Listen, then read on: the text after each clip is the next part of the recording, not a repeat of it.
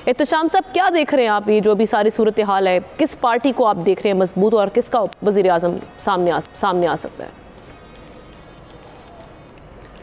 देखिए आमना, जैसा कि अभी आपने बताया कि सिर्फ 7 दिन रह गए हैं, बल्कि अगली जुमेरात को इलेक्शन होने जा रहा है, तो इस्लामाबाद में क्या पूरे मुल्क में पाकिस्तानी सियासत का नक्शा और मंजरनामा बड़ी तेज़ी के साथ तब्दील हो रहा है।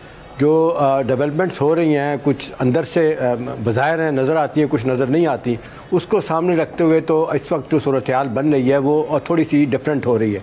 मैं आप सारे लोग को जो कहा करते थे कि जी नवाज शरीफ साहब जिस अंदाज से पाकिस्तान वापस आए हैं, जो प्रोटोकॉल मिला, केसेस ख़त्म हुए, सबको पता था, फ़ोन गॉन कंक्लूजन था कि जी वही प्राइम मिनिस्टर बनने जा रहे हैं।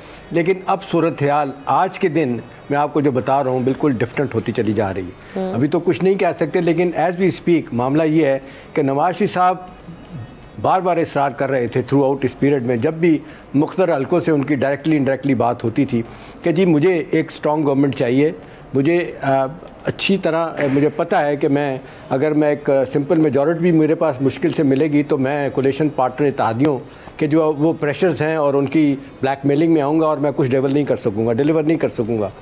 लिहाजा ये है कि अगर ऐसी बात है तो मेरे लिए मुश्किल होगा कि मैं प्राइम मिनिस्टर बन सकूं।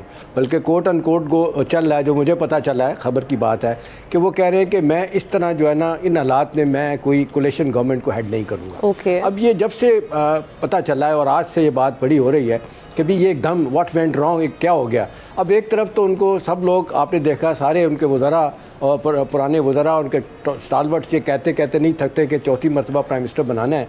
अब वो भी अब सोच रहे हैं कि ये मामला किस तरफ जा रहा है। दूसरा मसला जिस पे उनके रिजर्वेशन है कि ये SIFC का रोल बहुत ज़्यादा बढ़ा दिया गया है। मैं जब आऊँगा तो मेरे लिए मुश्किलात होंगी।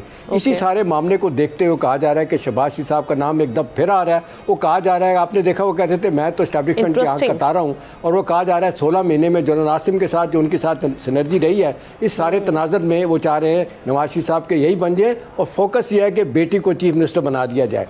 आज की डेवलपमेंट में ये सारी चीज़ें सामने आ रही हैं और कि प्राइम मिनिस्टर कौन बनेगा, तो वो लग रहा है कि शहबाज शरीफ साहब का नाम दोबारा से आना शुरू हो गया। जी सब्सक्राइब करें और बेल दबाएं ताकि कोई खबर रह न जाए।